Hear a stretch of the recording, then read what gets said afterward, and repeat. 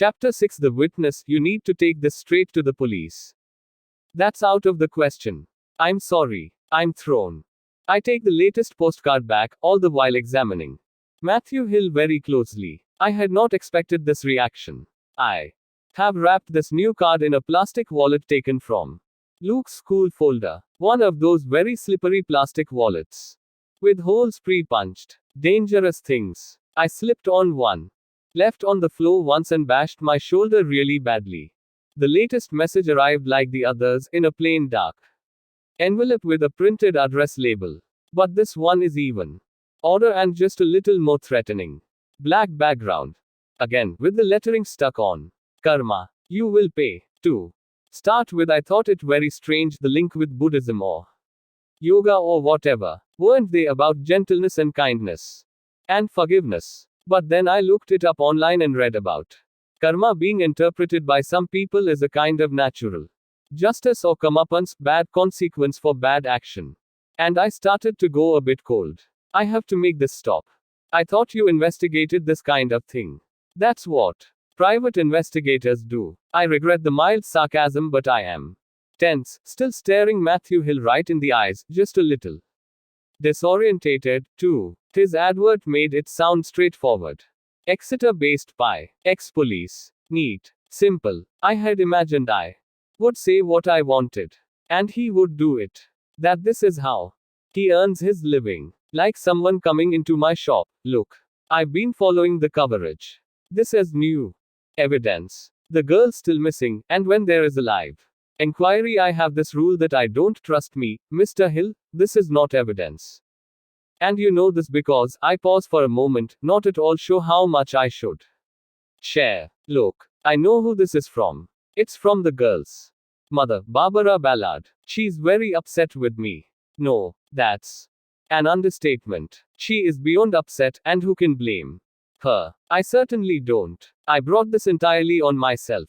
When the first postcard arrived, I admit I considered telling the police. For a moment it really shook me, frightened me. We had quite a lot of hassle after my name was leaked, and I thought it was more of the same. But I realize now what this is really about. There have been 3, and so I just need you to gently warn her off, please.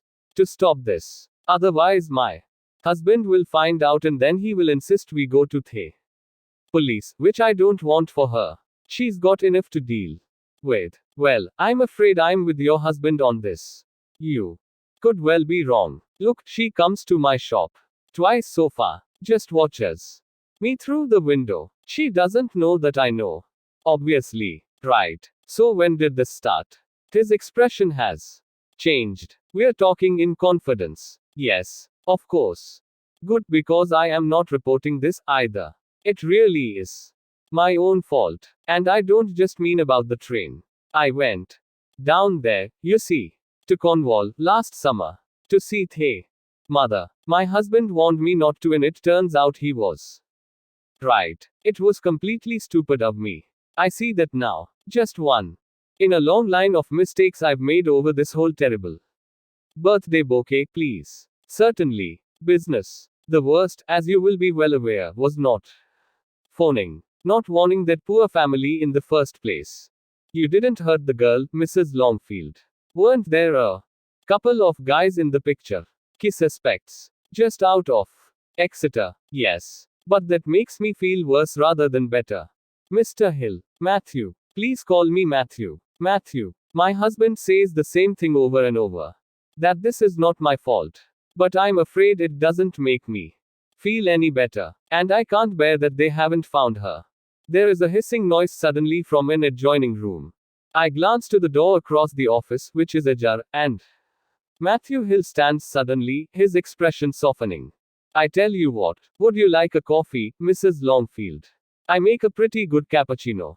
Ella. And yes, please. It smells as if you know what you're doing. I feel a smile, relaxing a little, my shoulders changing shape. I am rather fond of good coffee. Espresso machine. Imported beans, my own mix. It's a weakness. Mine too. I take a deep breath. Sorry to be so spiky. Before, I was quite nervous coming here. Most people are. His voice trails off as he disappears into what I presume is a flat alongside the office. He is gone for quite some time, eventually reappearing with a tray bearing 2 coffees plus a jug of foaming milk. I nod to the offer of milk. So, tell me some more about this mother. About your visit to Cornwall. All of it. No holding back on me. Alright. I don't know how closely you followed the case, but there was an awful kerfuffle with the press when they found out that I was the witness on the train. The Nationals got terribly excited. Sent all their feature writers down. Big moral dilemma headlines. What would you have done, and all that. Yes. I saw the stories. He leans forward in his chair, sipping at the drink. All very unpleasant. I have a flower shop. It was so awful. We had to shut it for a month and close our social media accounts too. I found I couldn't face people. Friends were very understanding, but some people were a bit odd. Even regular customers. You could tell from the way they looked at me. I'm sorry. The fallout from cases is underestimated. People can be very unkind. Yes, well, Tony, my husband, was completely furious. Like I say, he is very protective. A sweet man, and he was furious that my name got out. And how exactly did that happen? We were never entirely sure. I was at a floristry conference in South London. Training and business modeling. Officially, the police insist that the press just got lucky and put the jigsaw together by tracing me as one of only 2 people on the course from day one. But Tony suspects a deliberate leak to boost press interest in the case. Matthew pulls a face. So you do think that's possible? I ask. Wouldn't like to say. It seems highly unlikely. They wouldn't want to put you in danger. Danger? So you really think I might be in danger now? Sorry. I didn't mean to alarm you. It's not as if you're the only one who could identify these men. No, I really think it's unlikely there would be a deliberate leak. An accidental one. That's a different matter. Well, either way, everyone knows now. I'm the woman on the train who did nothing. Tough for you, then, yes. But nothing compared to what that family has been through. So why on earth did you go down there? To Cornwall. I can feel the sigh leaving my body and put the coffee down for a moment, cradling my head in my palms. Completely stupid of me, I know. But the thing is, when I saw her, Mrs. Ballard, outside my shop, just watching me, I recognized her from the press coverage. It was in the local paper such a lot. Anyway, it gave me the creeps, and when I thought it over, I felt it would be better to try to talk to her. I got it into my head that if I told her in person how very, very sorry I was and that I accepted she had the right to be angry. That if she could see that I was a mother too, and how terrible I felt about her pain. Single quote. Matthew's face gives him away. Yes, I know. Stupid of me. And she reacted badly. Understatement. She went completely berserk. Of course.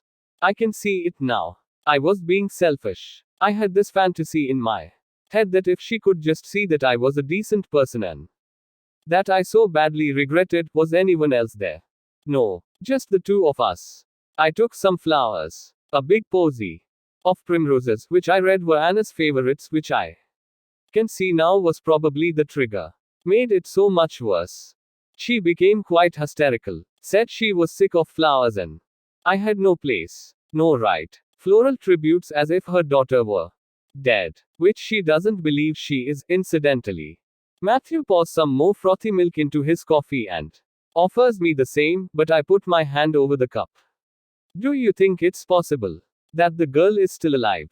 Matthew tightens his lips. Possible, but statistically unlikely. That's what we think. Me and Tony. For a moment my voice falters. I wish that I could feel more hopeful. I think of a recent television drama in which missing girls were found.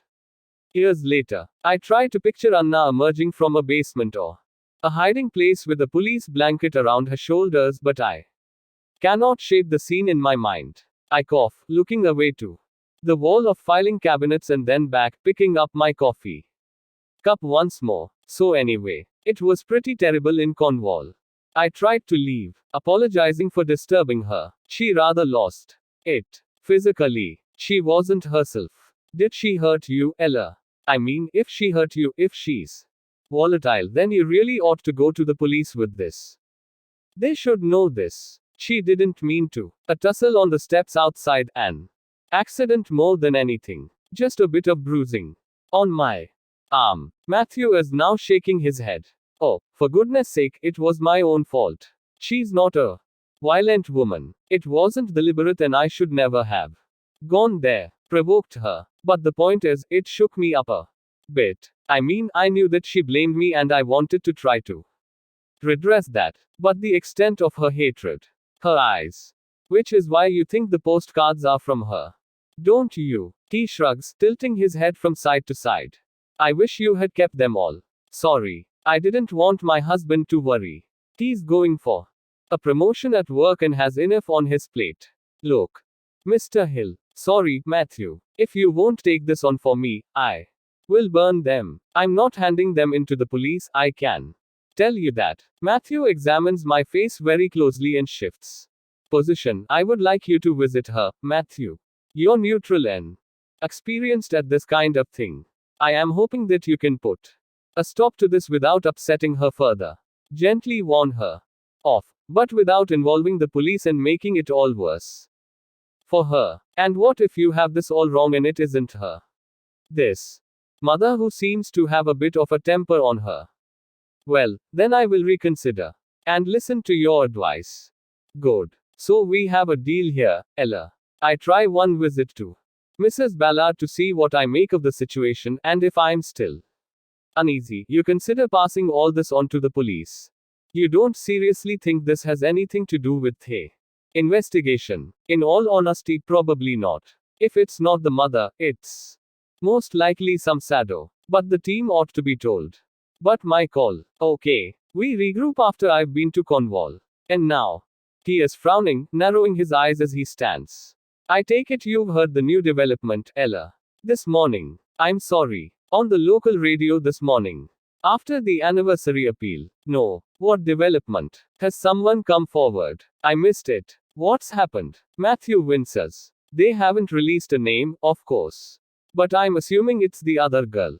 On the train. The friend. Sarah. Her name is Sarah. What do you mean? What's happened to Sarah?